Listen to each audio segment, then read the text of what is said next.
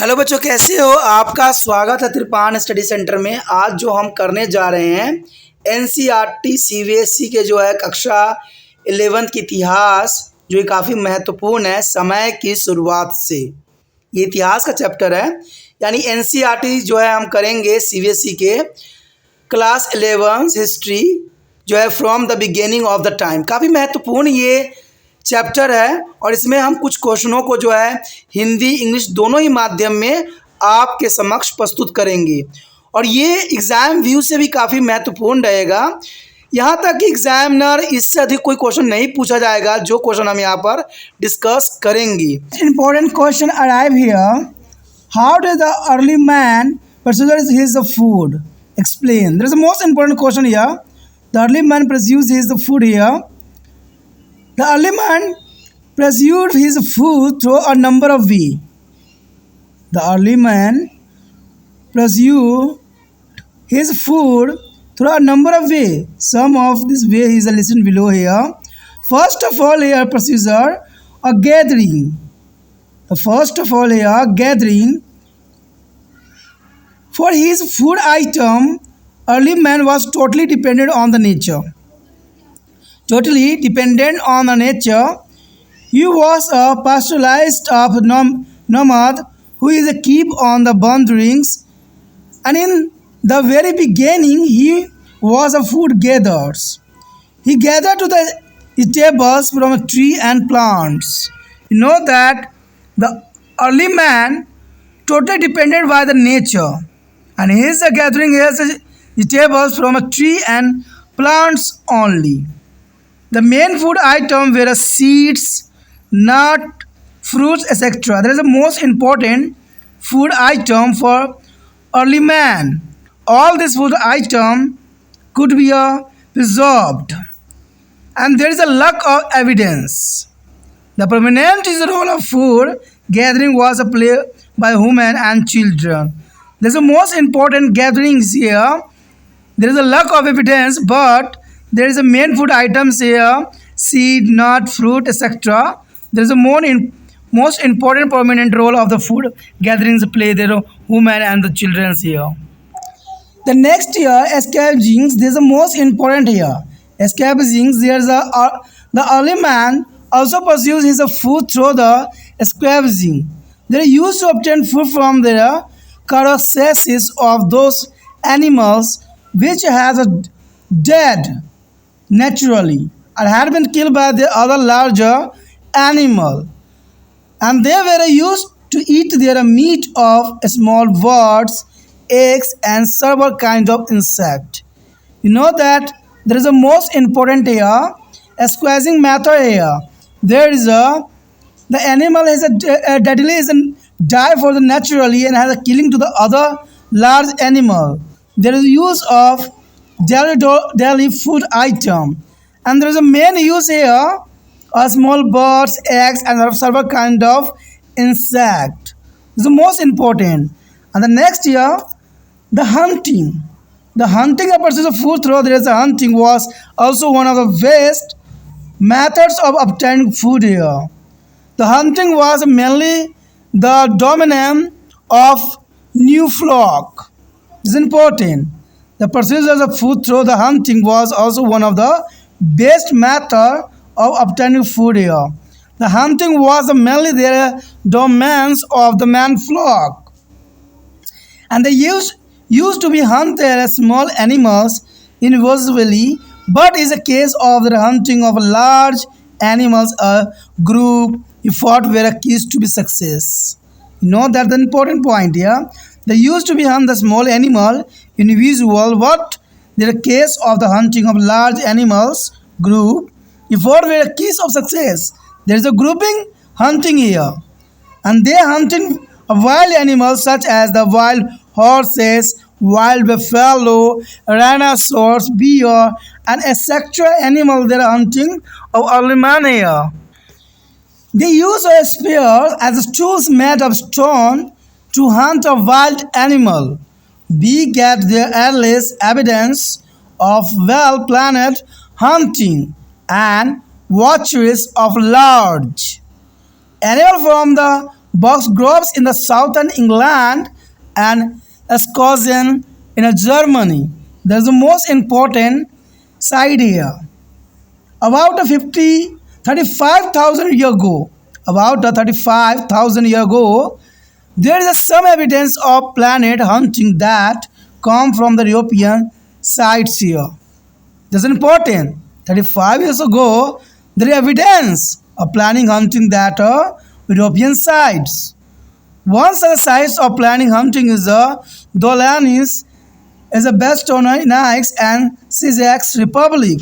There's the most important sites here. There is found the evidence of planning hunting. And the next year, the important.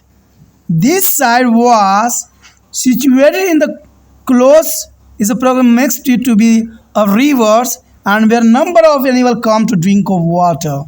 There is a number of animals come to drink of water. Horse and the renadiers were used to become here to drink and cross the river during the autumns and spring migration.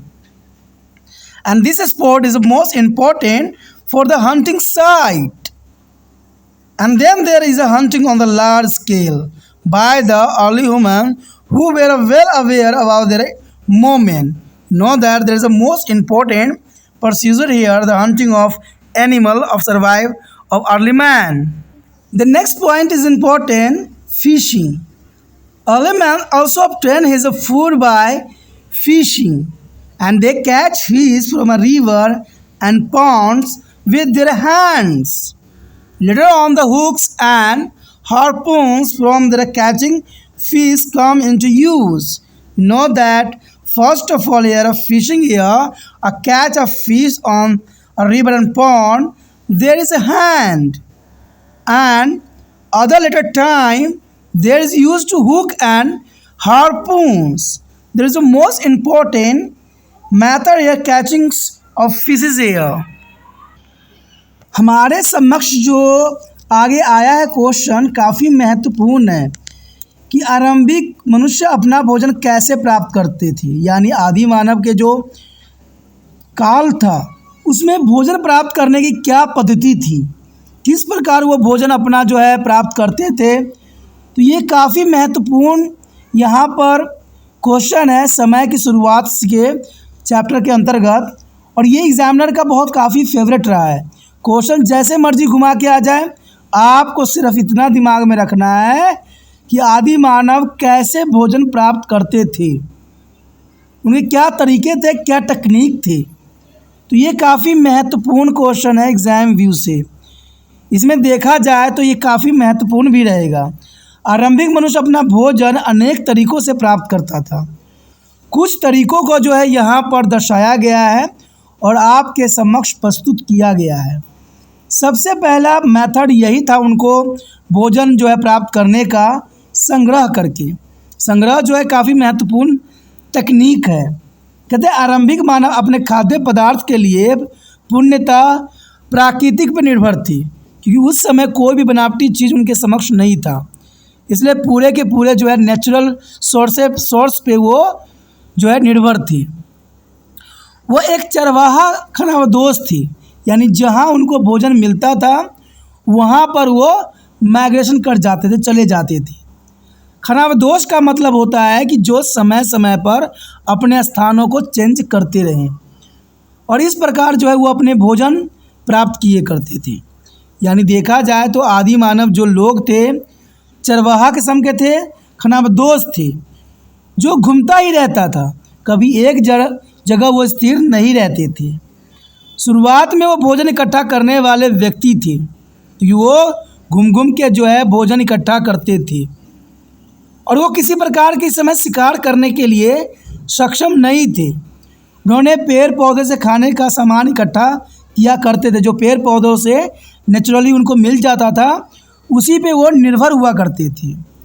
इनका देखा जाए तो मुख्य खाद्य पदार्थ जो थे बीज थे, अखरोट थे, फल थे, जो प्राकृतिक में मिलते थे। इन्हीं से अपना जीवन का जो है वो यापन करते थे और खानाबदोश के जीवन जो है व्यक्त किया करते थे। इन सभी खाद्य पदार्थों को संरक्षित किया जा सकता था और ये कई कई सालों तक रखा जा सकता था। इसलिए इन चीज़ों को वो काफ़ी प्रायोरिटी दिया करते थे। साक्ष्य का बेशकली अभाव है, लेकिन भोजन संग्रहालय में प्रमुख भूमिका महिलाओं और बच्चों ने निभाई। देखा जाए तो भोजन को इकट्ठा करने में उस समय भी महिलाओं की काफ़ी महत्वपूर्ण योगदान था। बेशकली हमारे समक्ष इसका अभी साक्ष्य प्राप्त नहीं है, लेकिन ये सच बात थी कि महिलाएं जो थी खाद्य पदार्थ को संग्रह करने में अपना महत्वपूर्ण योगदान दिया करती थी। उसके पश्चात हमारे समक्ष आता है स्कैवेंजिंग, यानी इसका अर्थ ये होता है कि हम दूसरे मरे हुए जीव जंतु पे आश्रित रहते हैं। यानी देखा ही होगा कि आज के समय में स्कैवेंजिंग जो यूज़ होता है, सड़े गले पदार्थों पर जो है जीव रह के अपना जीवन यापन करते हैं। तो उस समय भी जो अर्ली मैन थे, यानी आदि मानव थे, उनका भी जीवन कुछ इसी तरह से निर्धारित थी। आरंभिक मनुष्य अपना भोजन भी जो है सड़े गले पदार्थों के माध्यम से प्राप्त करती थी।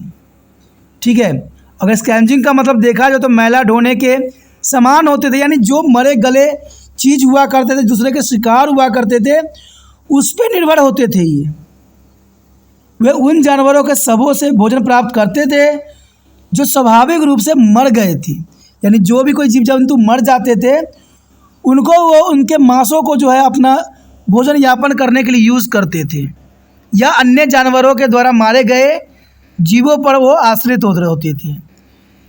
इसका उपयोग छोटे पक्षियों का मांस, अंडे और कई प्रकार के कीड़ों को खाने के लिए किया जाता था। तो जर्नल सी बात है, वो शिकार करने में इतना अधिक सक्षम नहीं थे, फिर जाके उनके अंदर शिकार की भावना पैदा हुआ। इसके पश्चात हमारे समक्ष आता है शिकार। देखिए, कहते हैं स्क्वेजिंग के बाद सबसे महत्वपूर्ण बात थी तो वो शिकारी बन गए, और शिकारी बनना काफ़ी महत्वपूर्ण उनके लिए साबित हुआ, क्योंकि अब जो है सड़े गले जीव जंतु या छोटे जीवों जंतु को खा के वो अपना जीवन यापन करने के स्थान पे वो बड़े बड़े शिकारों को जो है मारने लग गए, जो उनके जीवन के जो है रूल रेगुलेशन को ही चेंज कर दिया। कहते शिकारी जब बने वो, तो शिकार के माध्यम से भोजन प्राप्त करना भी भोजन प्राप्त करने के सर्वोत्तम तरीकों में से एक था। शिकार करना मुख्य रूप से पुरुषों का ही क्षेत्र था। यानी देखा जाए तो उस समय शिकार करने की जो पद्धति थी वो सिर्फ पुरुषों में ही निहित थी। स्त्रियां शिकार नहीं कर सकती थी, क्योंकि शिकार करने के लिए बहुत शक्तियों की आवश्यकता होती थी जो कि पुरुष में थे। और जर्नल सी बात, जो पशु का वो शिकार करते थे वो जंगली होते थे और बहुत ही खतरनाक होते थे, इसलिए महिलाओं को जो है शिकार करने की उस समय इजाज़त नहीं थी। पुरुष ही जो है मेन रूप से शिकार करने के लिए अग्रसर होते थे। अब वो छोटे छोटे जानवरों का शिकार व्यक्तिगत रूप से करते थे, लेकिन बड़े जानवरों के शिकार के मामलों में वो समूह प्रयास ही सफलता की कुंजी थी। यानी छोटे छोटे शिकार तो वो स्वयं ही कर लेते थे, व्यक्तिगत कर लेते थे, लेकिन जब बड़ा शिकार उनको मिलता था तो वो समूह में रणनीति के अनुसार और एक जो है प्लान के अंतर्गत कार्य करते थे। वो जंगली जानवरों जैसे जंगली घोड़े, जंगली भैंस, गेंडा, भालू आदि का शिकार बहुत ही सरलता के साथ करते थे, और वो उनका मुख्य भोजन भी हुआ करता था। वो जंगली जानवरों का शिकार करने के लिए भालों और पत्थरों से बने औजारों का भी इस्तेमाल करते थे, जो उनका मुख्य औजार के रूप में आज भी जो है संग्रहित है। बड़े जानवरों को जो है सुनियोजित शिकार कत्लेआम के सबसे पुराने साक्ष्य हमें दक्षिण जो इंग्लैंड के बक्सगरोवा और जर्मनी के से सोनिगेन से मिलते हैं। यानी देखा जाए तो जानवरों के जो सुनियोजित शिकार करने का जो तरीका थे वो इंग्लैंड और हमें जर्मनी के जो है खोजकर्ताओं के अंतर्गत प्राप्त होता है, जो कि काफ़ी महत्वपूर्ण शिकार करने की पद्धति थी। लगभग देखा जाए तो 35,000 वर्ष पूर्व योजनाबद्ध शिकार के कुछ प्रमाण हमें यूरोपीय स्थलों से जरूर मिली है, जो कि काफ़ी महत्वपूर्ण थे उस समय। कहते हैं नियोजित शिकार का ऐसा ही एक स्थल चेक गणराज्य में जोलिनी वेस्टोनिस में मिले हैं। यानी देखा जाए तो 25,000 वर्ष पूर्व में योजनाबंदी शिकार का हमें प्रमाण यूरोपियों के कुछ स्थानों पर मिले हैं, जो कि उनके शिकार करने की जो है तरीकाओं को बदल के रख दिया। और देखा जाए तो आगे कहते हैं यह स्थल एक नदी के निकट स्थित था, यानी जो स्थल हमें मिली है यूरोपीय क्षेत्र में वो एक नदी के निकट स्थित था जहाँ बहुत से जानवर पानी पीने आते थे। देखिए, शिकार करने का सबसे अच्छा वैकल्पिक स्रोत जो होता है कोई नदी हो सकता है, क्योंकि यहाँ पर सभी प्रकार के जानवर जो थे पानी पीने जरूर आते हैं। और आदि मानव लोग भी इस बात को भली भांति समझते थे, जानते थे कि वहाँ पर जानवर पानी पीने जरूर आएंगे। और पतझड़ और बसंत प्रवास के दौरान घोड़े और बारहसिंगे पानी पीने और नदी पार करने के लिए यहाँ आते ही थी। और उस समय के फिरात में ये सदैव जो अलर्ट रहते थे। फिर उनका बड़े पैमानों पर शिकार किया गया और शुरुआती मनुष्य द्वारा जो उनके आंदोलन के बारे में अच्छी तरह से जानते थे। और ये काफ़ी महत्वपूर्ण है, देखा जाए तो ऐसे मौके का वो सदैव ही इंतज़ार करते थे जब ये जानवर सब माइग्रेशन करके किसी दूसरे क्षेत्र में जाते थे, तो उस स्थान का उस रास्ते का वो प्रयोग करते थे। तो इसीलिए आदि मानव के लिए वो समय काल कहते हैं बहुत काफ़ी महत्वपूर्ण होती थी शिकार करने के लिए। तो शिकार होने के नाते वो हर तरह के जो है रूल रेगुलेशन अपनाते थे जिससे वो अपना जीवन जो है यापन चला सके। तो ये शिकार करने की बहुत महत्वपूर्ण पद्धति थी। और यहाँ तक कि वो मछली पकड़ना भी भली भांति उस समय जानते थे। और इसके लिए वो आरंभिक मनुष्य अपना भोजन मछली पकड़ने से भी प्राप्त करते थे और वह अपने हाथों से नदियों और तालाबों में मछलियाँ पकड़ा करते थे, यानी वो हाथों का उपयोग करते थे। कोई उनके पास औजार नहीं होता था मछली पकड़ने के लिए, तो हाथों का वो बेखूबी मछली पकड़ने के लिए जो है किया करते थे। बाद में मछली पकड़ने के लिए कांटों और भालाओं का प्रयोग होने लगा जो उनके जीवन को और भी बदल के रख दिया। तो देखा जाए तो यहाँ पर आदि मानव जो थे समय समय के साथ अपने जीवन में तब्दीलियाँ लाया करते थे और पुराने चीज़ों को छोड़ के नए चीज़ों को अपनाने की कोशिश किया करते थे। तो ये उनके लिए बहुत ही काफ़ी महत्वपूर्ण था। Most important question here, who were the first to use the tools?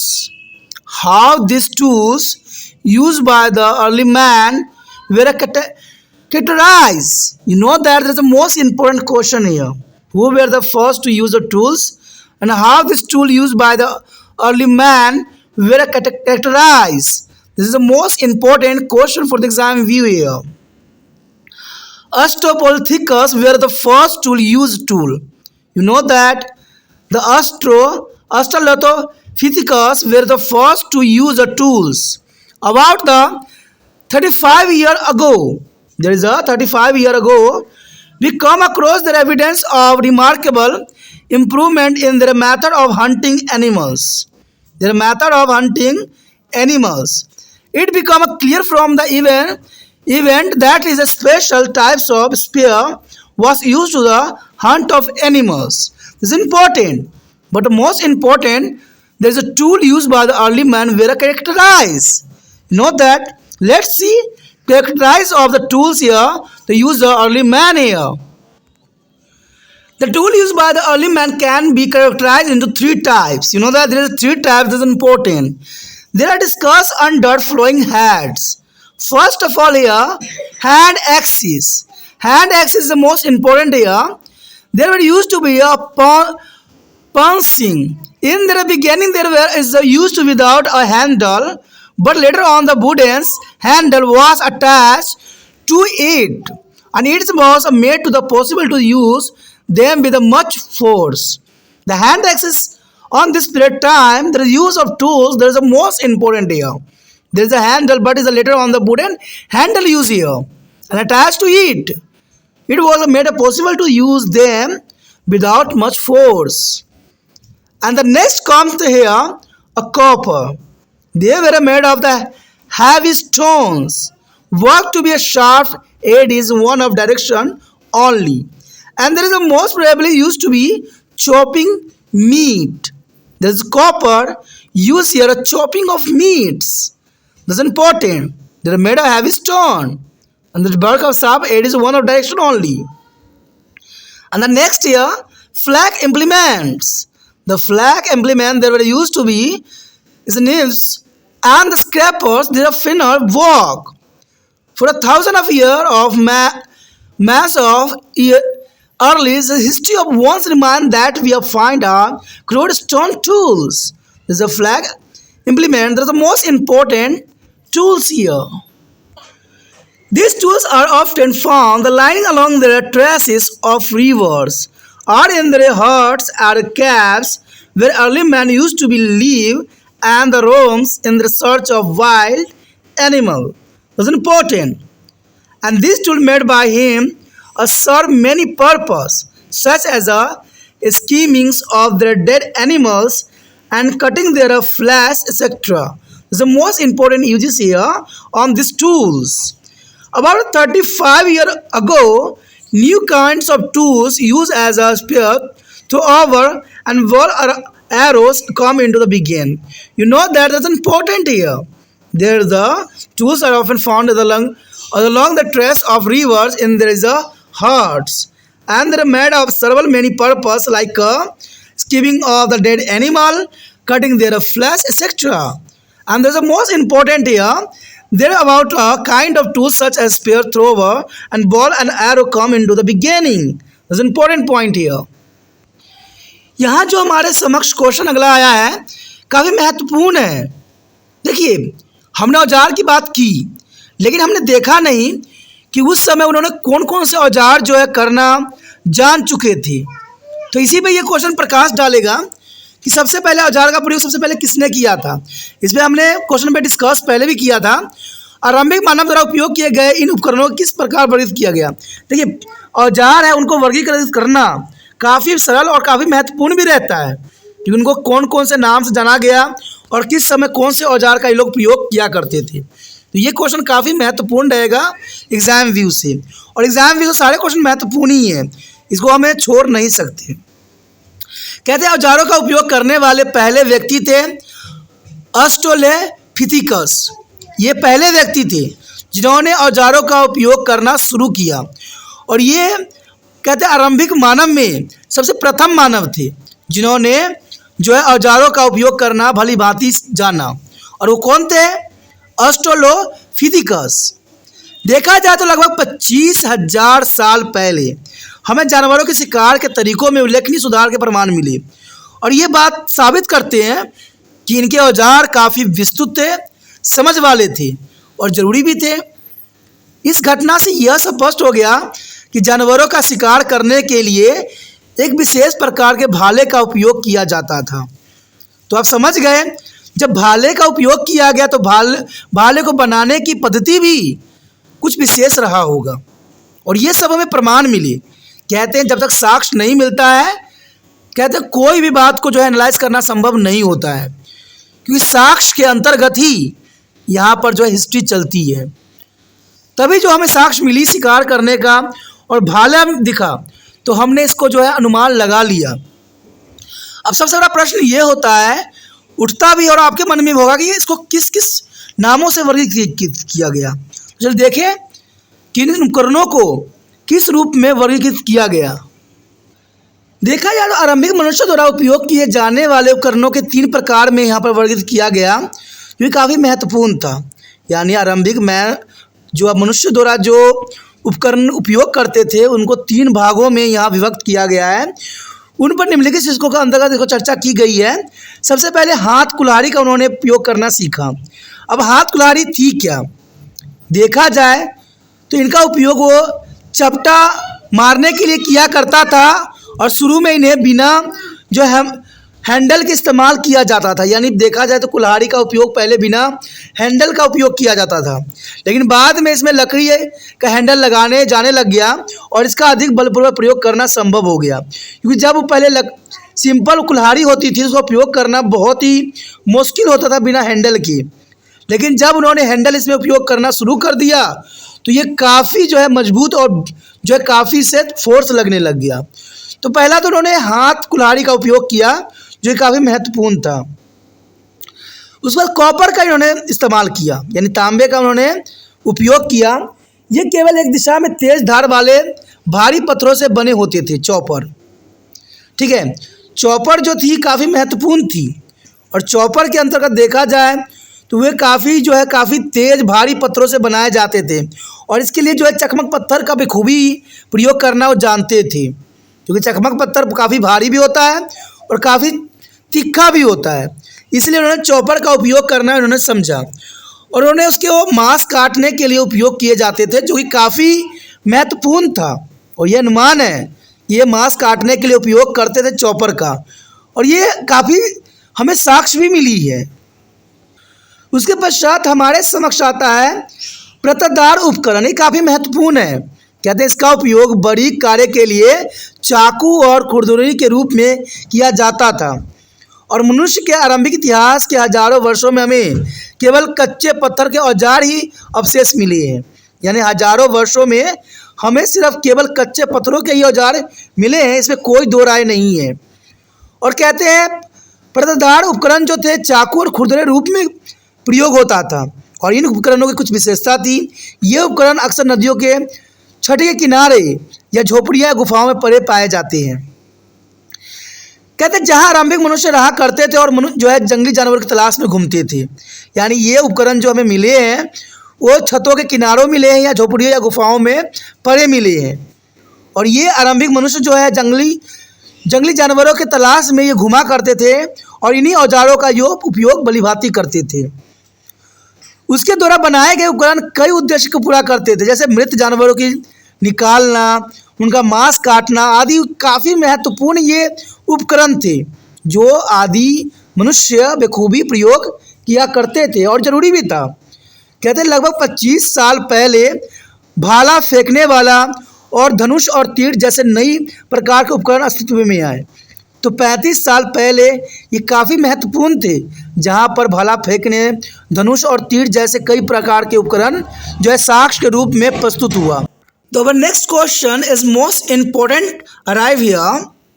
What do you know about early man's tools and weapon made by them, and which techniques were used to make these tools? You know that there is the most important, the beginning of humans here, the chapter that is important, but most important question here, tools and weapon. What do you know about the early man's as a tool and weapon? This is the most important questions here for the exam view. Early man's as a tools and weapon were made of the stone. There is stone time period. There is use of the weapon and tools here, stone. An early man used to harden a stone now as the blended along with the other types of stone for making tools and weapons. And flattened was the stone that was used to the lighting fire. Flattened was the stone that was used to the lighting of fire.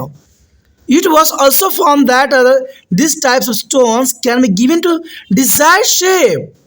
These are important tools here. And however, there are tools that early man used were rough and unpolished. There are tools here, early man, there is rough and unpolished.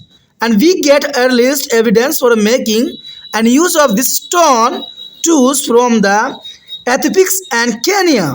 These are important questions here. The Australopithecus were first to make and use a stone tool. That's important. The Australopithecus were first to be made and used to stone tools. The stones were made by using flowing techniques. You know that the techniques is the most important here. The stone tools were made by using flowing techniques here. First of all here, a stone on stone. Stone on stone. In these techniques, the pebble from which the tools was to be made was held on one hand, and the second stone was used streaks of flax from the first. You know that it's important. The stone on the stone. In this technique, there is a pebble from which the tools was to be made was held in one hand, and the second stone was used tricks of flag for the first. The next point, pressure flaking. Pressure flaking, there is the most important making of tools method here. There's the most important techniques. Pressure flaking. In these techniques, the core was placed on their forms or surface. The hammer stone was used on the place of bone or stone that was placed on the core to remove flags that could be shaped into the tools. The pressure flagging is the most important techniques here. The made by the tool of stone tools here. The next here, the punch blade technique. The punch blade techniques, this is the most important method here. In these techniques, the top of a large pebble is removed by using hammer, a stone to produce a flat surface. And this flat surface thus so produced is called a sticking platform. This is important.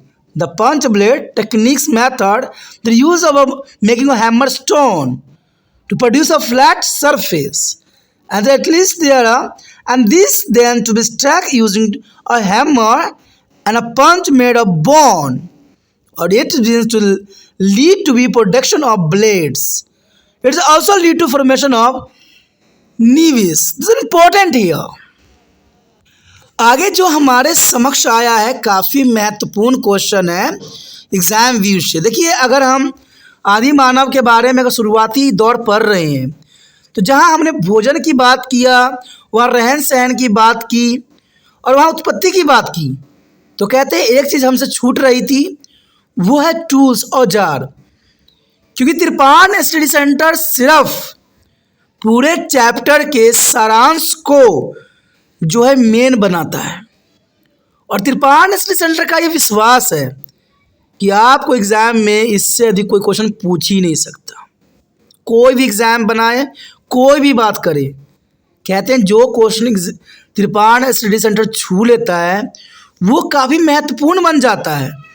और तिरपान study centre सिर्फ उन क्वेश्चनों को नहीं छूता है, कहते हैं उन टॉपिकों को छूता है जो पूरे ही चैप्टर में महत्वपूर्ण रहते हैं और उसको जो है क्वेश्चन के अंतर्गत आपके समक्ष प्रस्तुत की जाती है. जो आप तिरपान सेंटर के वीडियो देख लेते हो, पूरे टॉपिक को देख लेते हो, तो जर्नल सी बात है, आपको कुछ और करने की आवश्यकता नहीं है.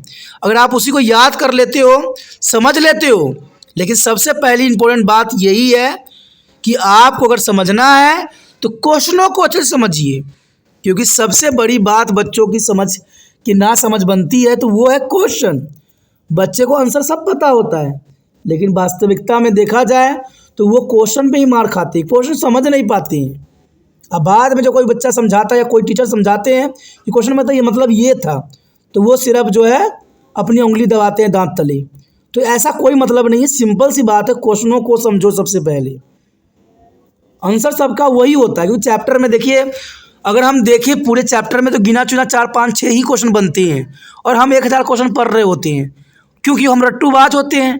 हम कहते हैं भाई क्वेश्चन वही आ गया सेम तो हम लिख लेते हैं, अगर नहीं आया तो हम सिर्फ हाथ मेलते रह जाते हैं.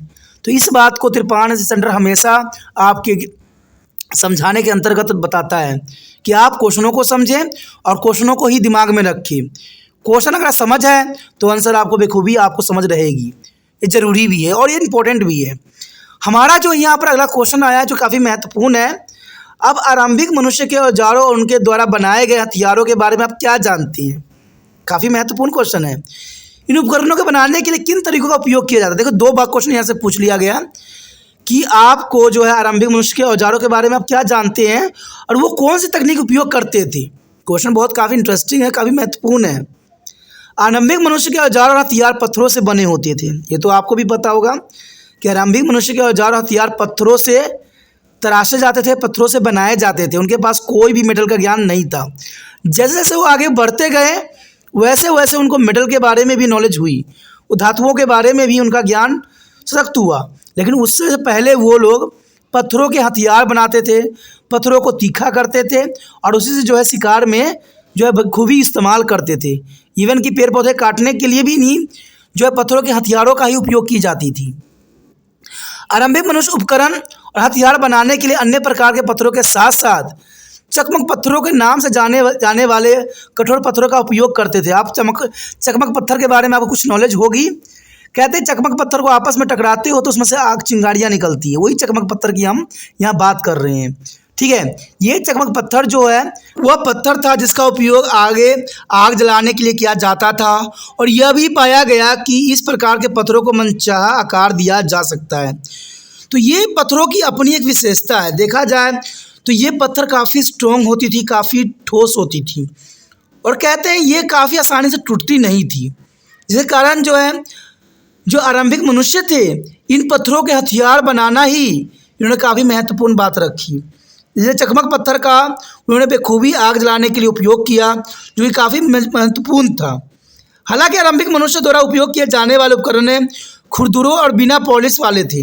अब देखिए, पॉलिश की बात हो तो उस समय उनकी समझ नहीं थी, और खुरदुरे होना कहते हैं जो पत्थर जिस रूप में उनको मिल जाता था उसी रूप में जो है उसका बेखूबी उपयोग करते थे। तीखा करने के लिए बेशक वो कोशिश करते थे, लेकिन कहते हैं पॉलिश करना और तराशना उनके उस समय समझ नहीं थी, इसलिए उनका औजार जो है काफ़ी खुरदुरे होते थे और अनपॉलिश होती थी, जो कि काफ़ी महत्वपूर्ण बात यहाँ पर इस क्वेश्चन के अंतर्गत आया है। इन पत्थरों के औजारों के निर्माण और उपयोग के सबसे पुराने साक्ष्य में इथोपिया और केन्या से मिलती है। तो ये काफ़ी महत्वपूर्ण है, ये दोनों जगह जो है काफ़ी महत्वपूर्ण है, इथोपिया और केन्या। इन सारे औजार हमें काफ़ी जो है पुराने साक्ष्य में इन्हीं क्षेत्रों से मिली है। ऑस्ट्रोपिथिकस पत्थरों के औजार बनाने और उपयोग करने वाले पहले व्यक्ति थे।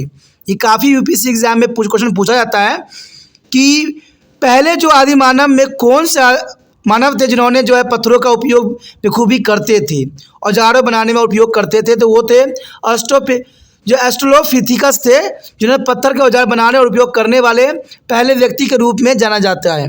तो ये क्वेश्चन कई जो है कंपटीशन में आ जाता है, तो ये काफ़ी महत्वपूर्ण रहता है। देखिए दोस्तों, आगे चल के आप चाहे 12वीं करो, चाहे बीए करो, चाहे एमए करो, जो मर्जी करो, सभी बच्चों का एक ही उद्देश्य होता है कि वो सरकारी जॉब को जो है प्राप्त करें, और वो तभी प्राप्त कर सकते हैं जब उनका शुरुआत यहाँ 11वीं से ही हो।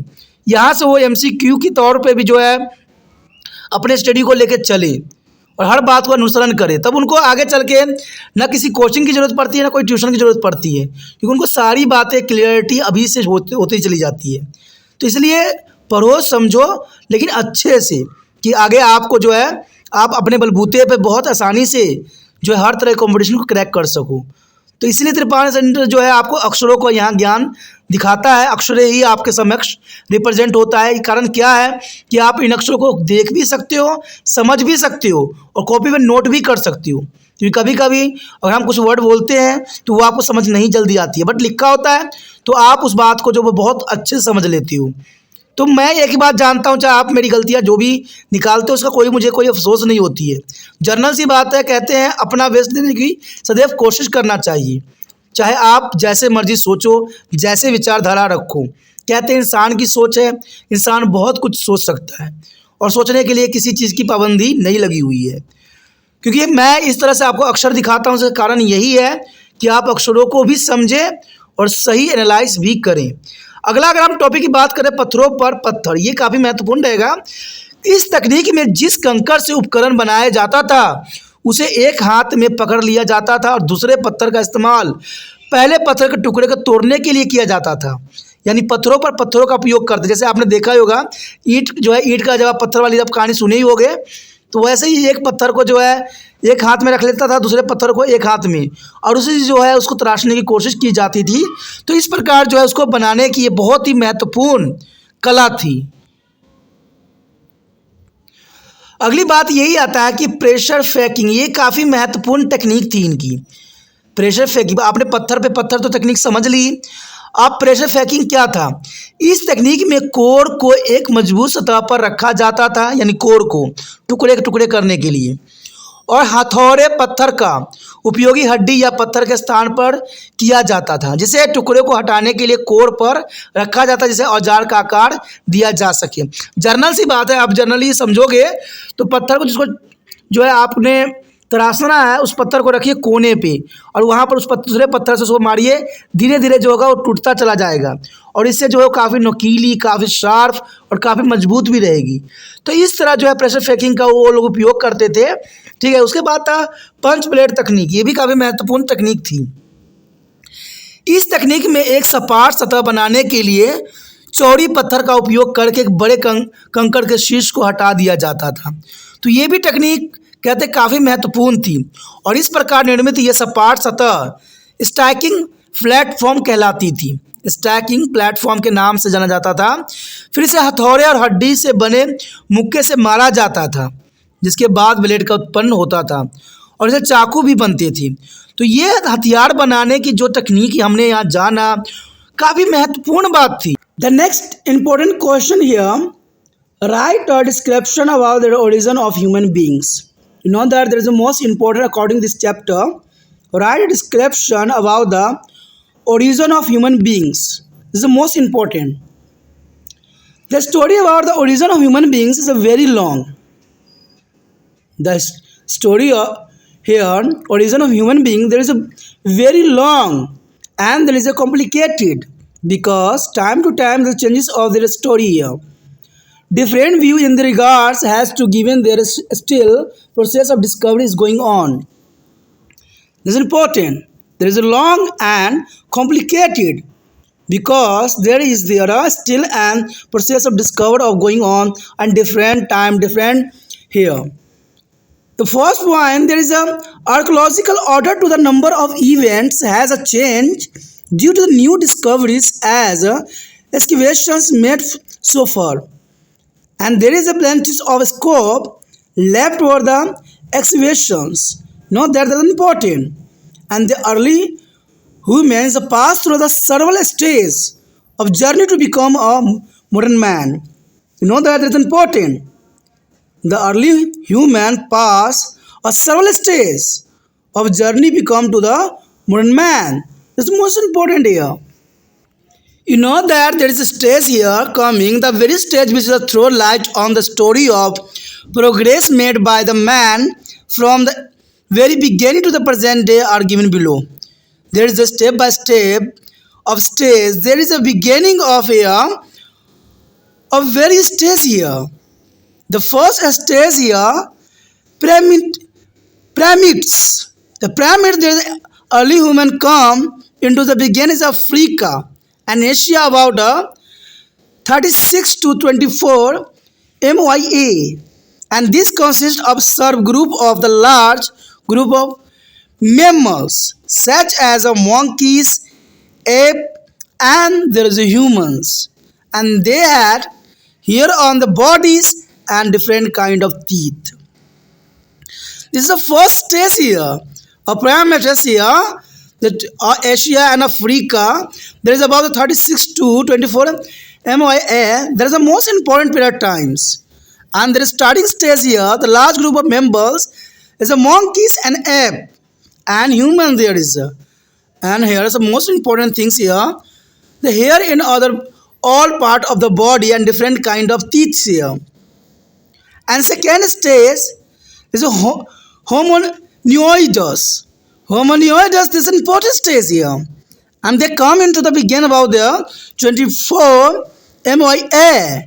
And they had 4 legs and used to the move on their 4 favors. You know that is an important stage. There are 4 legs and used to be moved on their 4 paths.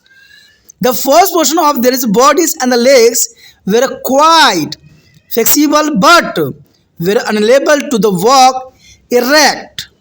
It's an important point here. And that their body different from the monkeys because they are competitive, large and has no tail. You know that is important. Different from the monkey because it's a large and they have no tail. It's no tail means not a monkey. And hominids, there is a next stage. They belong to the hominids of family and come into the extent about 5.6 MYA. You know that you confuse here. MYA means million year ago. There is a 5.6 million year ago here. And their earliest fossils and excavated at the Lactoils and there is a Harders is both Africa. The reason there is a Africa and the Asia here. And is a clear evidence that there is origin in Africa. There is the most important evidence here. There is originate here, Africa. And there are fossil were also found the outside of Africa. This is the most important point here. There evidence here originate of Africa, and also is important evidence here the fossils whereabouts they are found outside Africa. You mean there is the most important origin here early human. This is important. यहाँ पर जो हमारे समक्ष question आया है 11वीं class के बच्चों के लिए जिन्होंने हिस्ट्री ले रखी है, बहुत काफ़ी महत्वपूर्ण है कि मनुष्य की उत्पत्ति के बारे में वो क्या जानते हैं। यानी मनुष्य के उत्पत्ति के बारे में आप क्या जानते हो, कैसे जो है मनुष्य की उत्पत्ति हुई होगी। ये बहुत बड़ा इतिहास है और ये बात जानना काफ़ी महत्वपूर्ण होगा।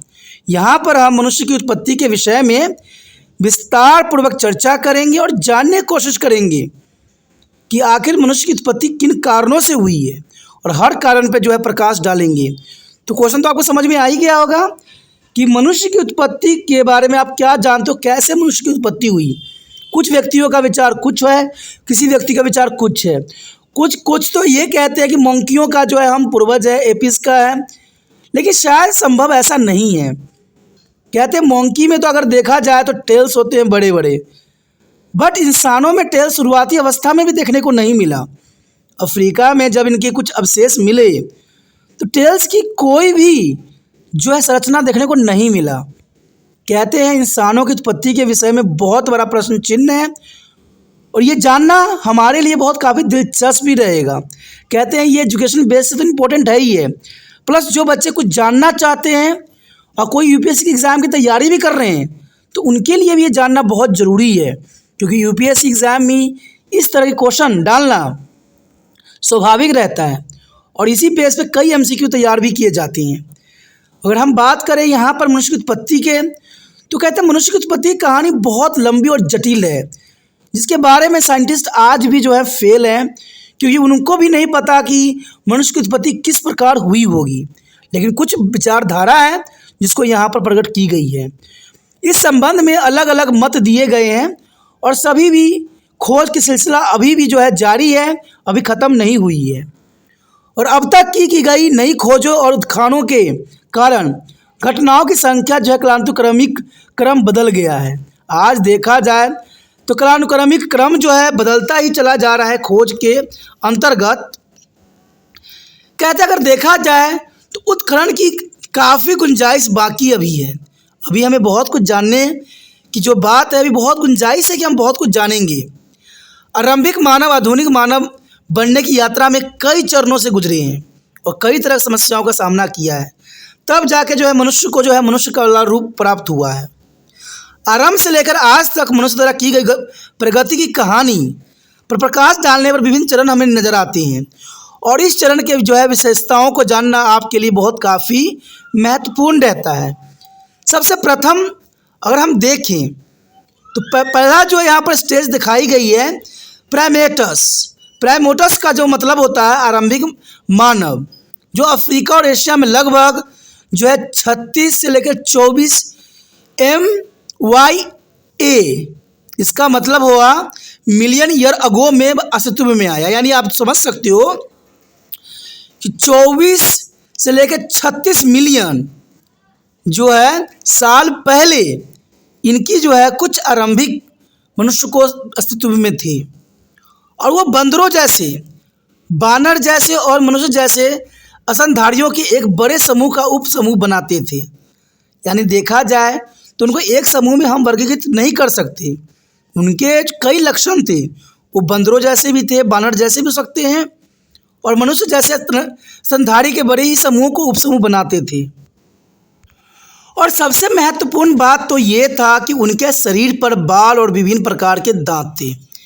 यानी आप समझ सकते हो कि आज इंसानों के बाल नहीं हैं, नज़र नहीं आते हैं, तो वो विकास के ही चरण के अंतर्गत हो सकते हैं। देखा जाए तो उनके शरीर पर बाल थे उस समय और विभिन्न प्रकार के दांत थे जो उनको जो है मांसों को खाने के लिए पर्याप्त थे। क्योंकि कहते हैं जैसे समय बदलता गया इंसान में जो है बहुत सारे बदलाव देखने को मिला। तो ये काफ़ी महत्वपूर्ण बात है। अगर अगले स्टेज की अगर हम बात करें हेमोनियोडस, हेमोनियोडस भी काफ़ी महत्वपूर्ण स्टेज था जो लगभग 24 मिलियन ईयर अगो अस्तित्व में आए। 24 मिलियन की बात बताई गई है तो ये बहुत लंबी काल अवधि है।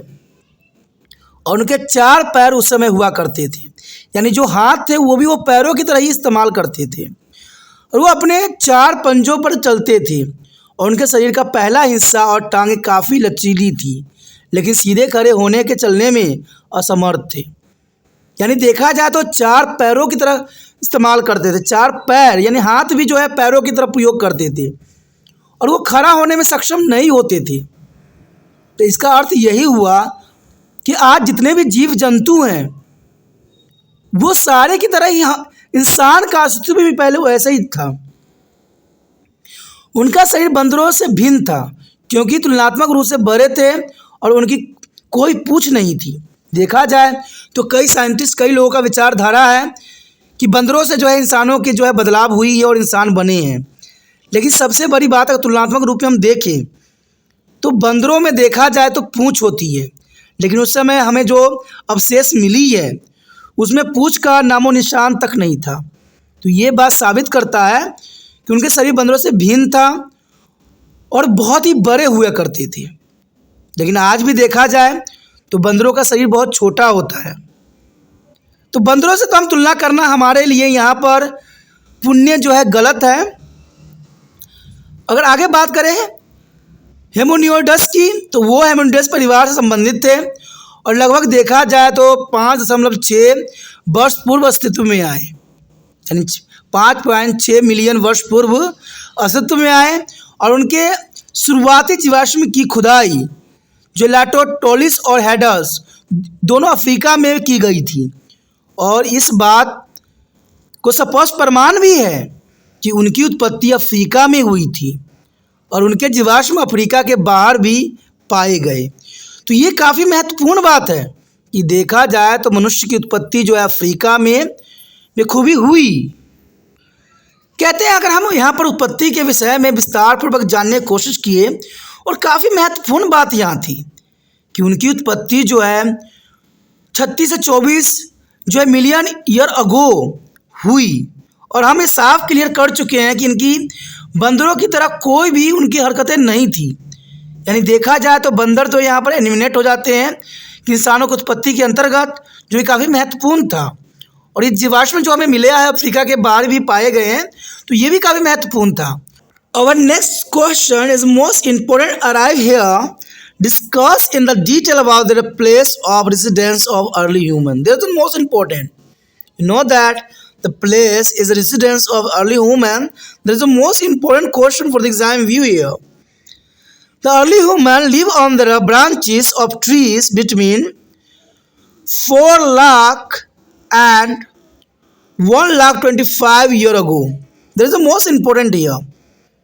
4 lakh to 1,25,000 years ago, there is a living here at branch of trees. The human beings began to live in the caves and the open air sites. This is the most important questions here.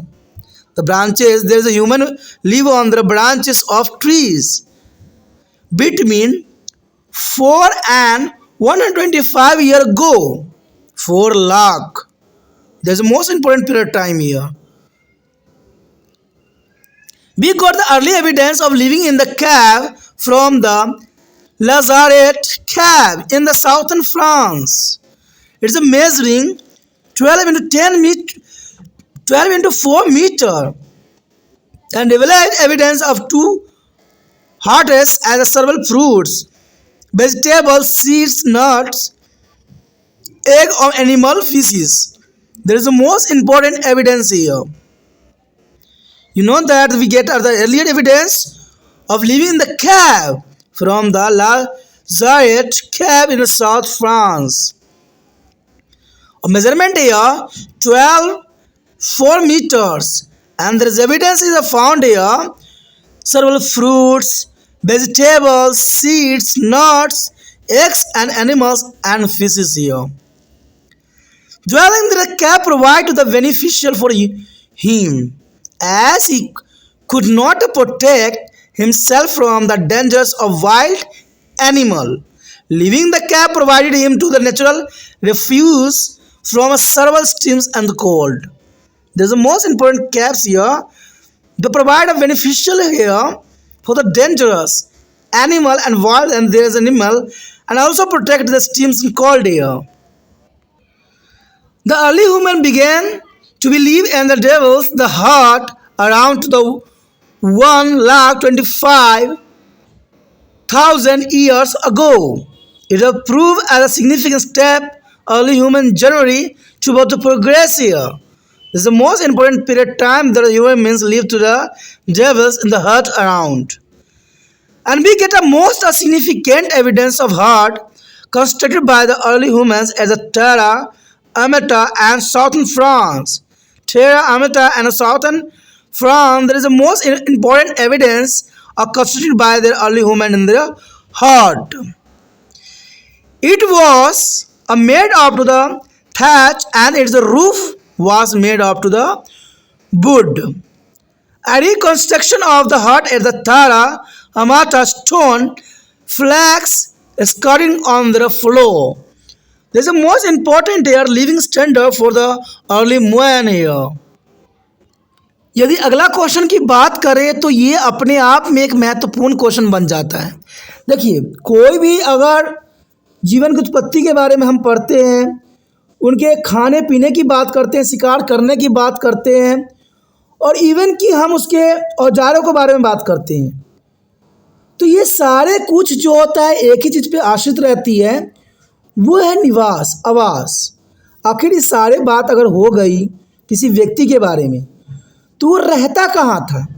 ये काफ़ी महत्वपूर्ण question है और ये काफ़ी ज़रूरी भी है, क्योंकि जब हम चैप्टर के सारांश को समझना चाहते हैं क्वेश्चन के अंतर्गत, तो इस क्वेश्चन को अगर हम छोड़ते हैं तो ये बहुत ही बड़ा नाइंसाफ़ी रहेगा। तो ये जानना आपके लिए बहुत ही काफ़ी दिलचस्प रहेगा कि आरंभिक मानव के निवास स्थानों के बारे में आप क्या जानते हैं, कैसे वो जीवन जीते थे, कैसे वो रहते थे। तो यह बात साफ करते हैं और क्लैरिटी लाते हैं आपके माइंड में कि आरंभिक मानव पेड़ों की शाखाओं पर रहते थे। ये तो आपको भी समझ होगा, आप मोगली भी देखते हो, मोगली जो बेचारा है वो पेड़ की शाखाओं पर सोया रहता है और ऐसे ही रहते थे। आदिवासी लोग ऐसे ही रहते थे, आदि मानव लोग ऐसे ही रहते थे कि वो पेड़ों की शाखाओं पर रहते थे।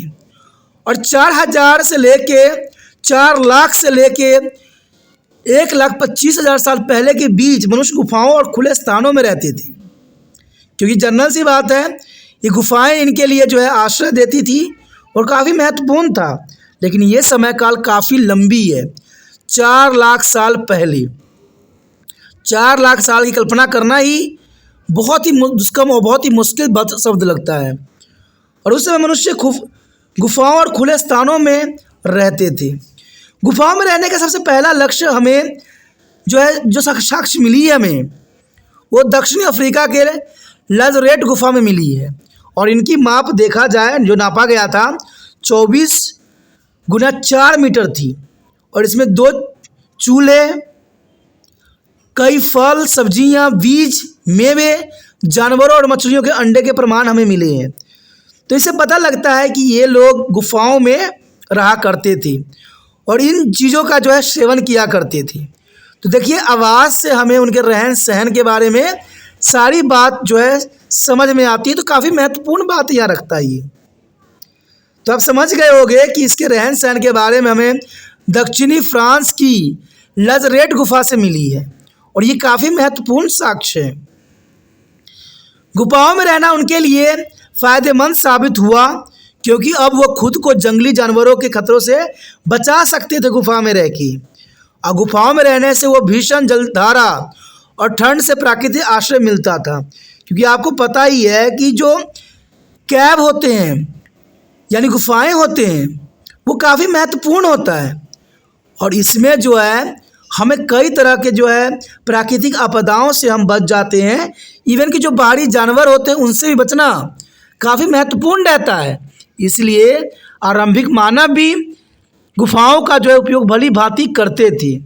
शुरुआती दौर में देखा जाए तो पेड़ को शाखाओं पर रहते थे, लेकिन बाद में उनको समझ में आई गुफाओं का उन्होंने अनुसरण किया और इसका प्रमाण भी हमें लाजरेट गुफा से मिली है, जो कि दक्षिणी फ्रांस में है। और ये काफ़ी यूपीएससी के और कई महत्वपूर्ण एग्जामों के लिए महत्वपूर्ण क्वेश्चन भी बन जाता है। आरंभिक मानव ने लगभग देखा जाए तो कहते हैं 1,25,000 वर्ष पहले झोपड़ियों में रहना स्टार्ट किया। यानी देखा जाए तो 4 लाख वर्ष पूर्व जो है गुफाओं का उन्होंने अनुसरण किया। और उससे पीछे देखें तो वो पेड़ की शाखाओं पर रहते थे, लेकिन जब धीरे धीरे देखा जाए तो उनको समझ आई तो उन्होंने जो झोपड़ी में रहना शुरू कर दिया और निवास करना शुरू किया। और यह आरंभिक मानव की प्रगति की यात्रा में एक महत्वपूर्ण कदम साबित हुआ, क्योंकि उनको समझ में आई कि जीवन को और भी जो है बेहतर बनाई जा सकती है। क्योंकि जैसे जैसे उनको समझ में आई, जैसे जैसे उनको सोच विचार आई, वैसे वैसे उन्होंने जो है प्रगति करना शुरू कर दिया। आरंभिक मनुष्य द्वारा निर्मित झोपड़ी का सबसे महत्वपूर्ण साक्ष्य हमें दक्षिण फ्रांस के टेरा अमाटा में मिलता है। और ये छप्पर से बना था और इसके छत लकड़ी से बनी थी। टेरा अमाटा में झोपड़ी का निर्माण फर्श और पत्थरों के टुकड़े बिखरे हुए हैं। तो कहते हैं ये सारे प्रमाण इस बात को साबित करता है कि आरंभिक मनुष्य जो है धीरे धीरे प्रोग्रेस किए और काफ़ी महत्वपूर्ण ये प्रोग्रेस थी। क्योंकि जब उन्होंने झोपड़ियों में रहना सीख लिया तो एक जगह रहना उनका स्वाभाविक लक्षण बन गई। और जब एक जगह उन्होंने रहना सीख लिया तो उन्होंने कृषि करने पर भी अपना जो है मन लगाया। तो इस तरह जो देखा जाए तो इनका निवास जो है काफ़ी दिलचस्प स्टेज से गुजरा और अंत में आपने देखा कि आज इंसान जो है बड़े बड़े बिल्डिंगों को बना रहा है और बड़े बड़े फ्लैटों में आज रह रहा है। तो जनरल सी बात है, ये बहुत बड़ी लंबी दास्तां है इंसानों का विकास का और उनके आवास का भी काफ़ी दिलचस्प बात यहाँ पर रही। दोस्तों ये टॉपिक काफ़ी महत्वपूर्ण था एग्जाम व्यू से। अगर आपको अच्छा लगा, समझ में आया, अगर आप तिरपान सेंटर का दिल से मदद करना चाहते हो तो जितना हो सके इस वीडियो को शेयर कीजिए। और शेयर करने के कुछ नहीं करना है, यूट्यूब से लिंक को कॉपी करना है और व्हाट्सएप एड्रेस पर लगा देना है।